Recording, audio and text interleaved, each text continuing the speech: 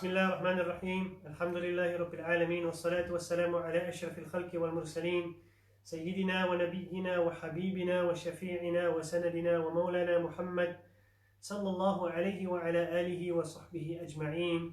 أما بعد، رب اشرح لي صدري ويسر لي أمري واحلل عقدة من لساني يفقه قولي.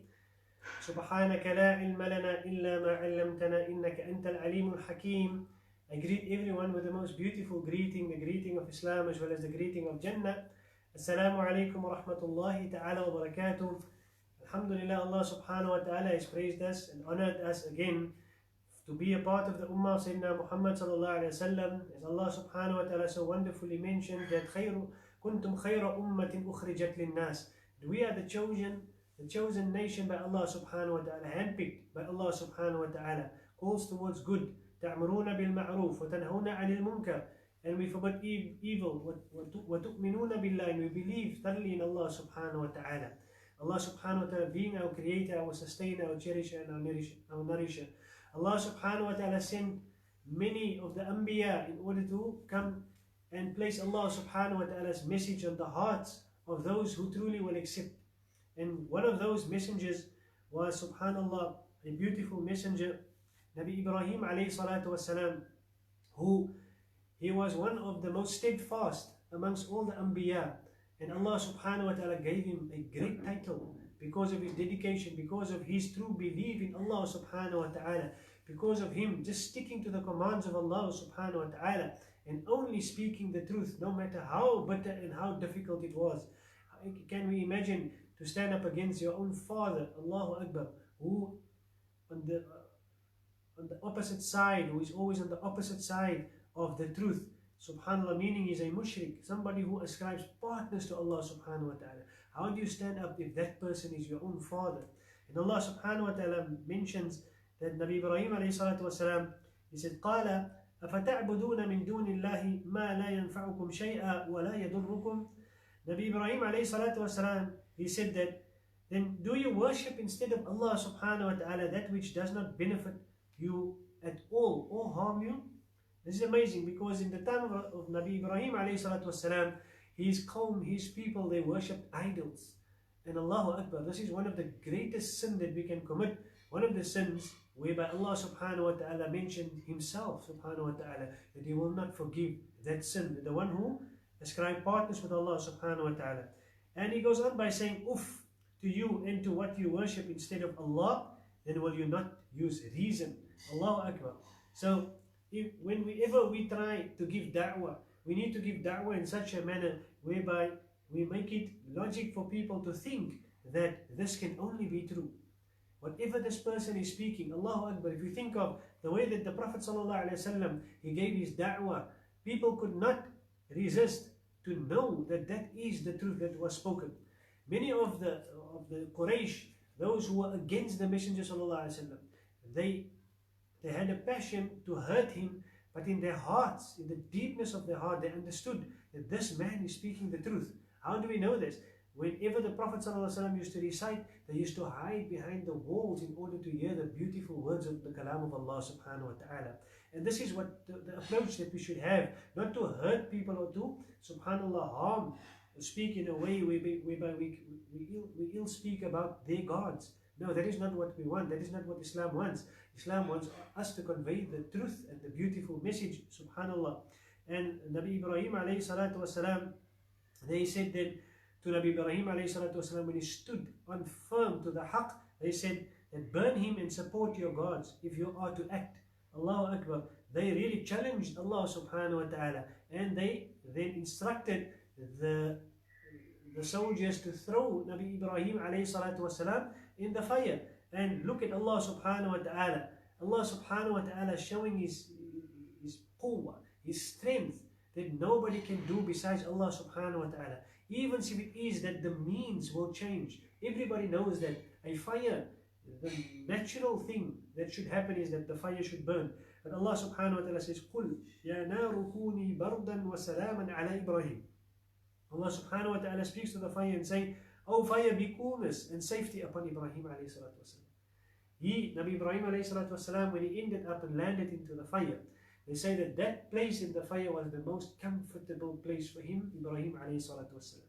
Allahu Akbar. Can we imagine the quwwah and the qudra of Allah subhanahu wa ta'ala, whereby Allah subhanahu wa ta'ala changed the means. Naturally the fire burns, but here Allah subhanahu wa ta'ala makes the place which should be heat. It is now a place of coolness for Ibrahim alayhi salatu wasalam. And they intended for him harm, but we made them great losers. And this is important. When Allah subhanahu wa ta'ala sticks with somebody, when Allah subhanahu wa ta'ala guides somebody, then whoever is the opponent of that particular individual is the opponent of Allah subhanahu wa ta'ala. And who dares to stand in front of Allah subhanahu wa ta'ala and challenging Allah subhanahu wa ta'ala? That is like making war with Allah subhanahu wa ta'ala. May Allah protect us from this. This is the example of one of the Anbiya of Allah subhanahu wa ta'ala, sticking to the truth and holding on to it no matter what the situation. And look at what Allah subhanahu wa ta'ala has done. Allahu Akbar. Allah taught those who were the opponents a great lesson. And another Nabi that is mentioned in Surah Al-Anbiya is the Nabi Yunus alayhi salatu wassalam.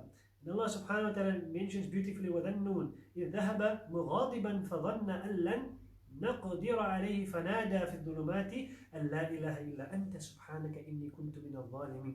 SubhanAllah, this is a Nabi, different reaction again.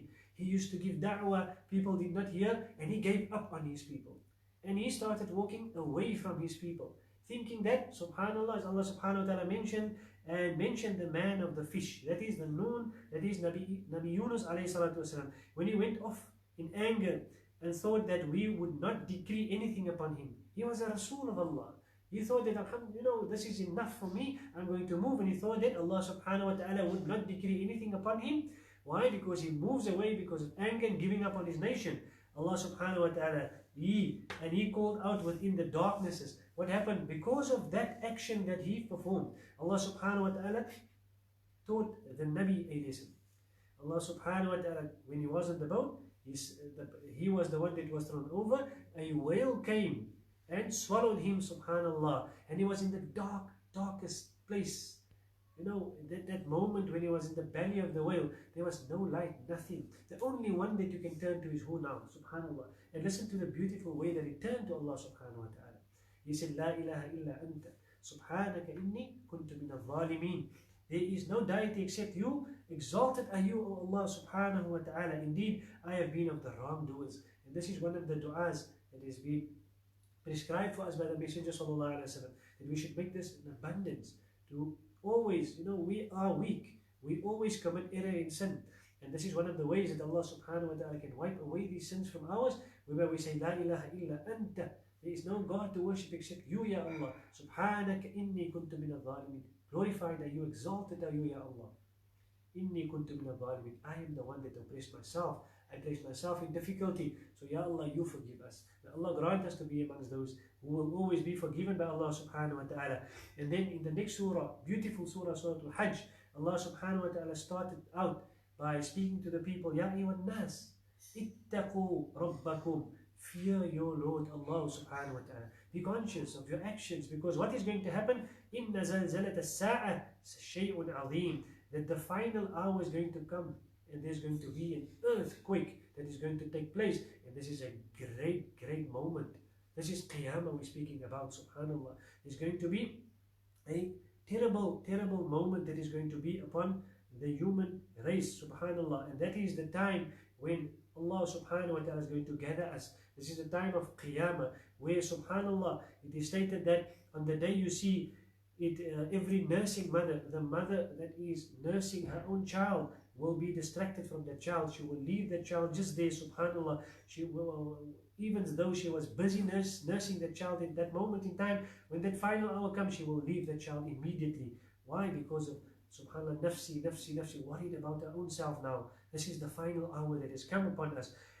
And Allah subhanahu wa ta'ala also mentioned that every pregnant woman will abort her pregnancy. She will be pregnant one moment, and once this hour comes, there will be no more pregnancy. That is the amount of stress that people will have on that particular day. And you will see the people appearing intoxicated. Tarahum bisukara. You will see them as if they are intoxicated. Wama hum bisukara. Allah subhanahu wa ta'ala says, but they will not be intoxicated. But the punishment of Allah subhanahu wa ta'ala is severe.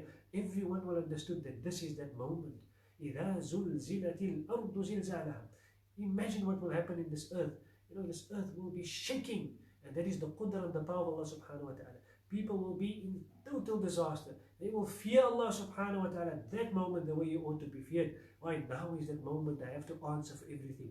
May Allah grant us at that moment that we should be amongst the true believers who will have contented hearts, that we will be the knowers of Allah subhanahu wa ta'ala, that this have to take place. And inshallah, we will face Allah subhanahu wa ta'ala, although everybody is going to worry at that moment. But Ya Allah, grant us to be amongst those people that day that will be of the successful ones, inshallah. Ameen ya Rabbal Alameen. And these are a few gems of juz number 17, and may Allah subhanahu wa ta'ala bless everyone. Also, a reminder to us, this is that moment in history where Allahu Akbar, everything took a turn. Everybody that was the oppressive side, they came, and a handful, Allah subhanahu wa ta'ala has chosen amongst the Muslims, the believers, 313 men, meek and weak men, they came out for Islam, for the sake of Allah subhanahu wa ta'ala, standing with the beloved of Allah subhanahu wa ta'ala, Muhammad sallallahu alayhi wa sallam, at the battle of Badr. And Allahu Akbar, Allah subhanahu wa ta'ala sent this aid through Malaika, and Allahu Akbar, the Muslims was victorious at that particular moment in time. Let us not forget Ahlul Badr, the people of Badr at that moment, at this moment.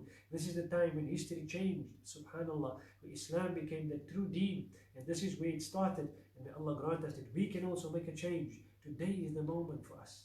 This is our moment. Let us make a change, inshaAllah ta'ala, and let us make an impact. And may Allah grant us to be of the legacy of Sayyidina Muhammad sallallahu alayhi wa sallam. Barakallahu feekum. Wassalamu alaikum wa rahmatullahi ta'ala wa barakatuh.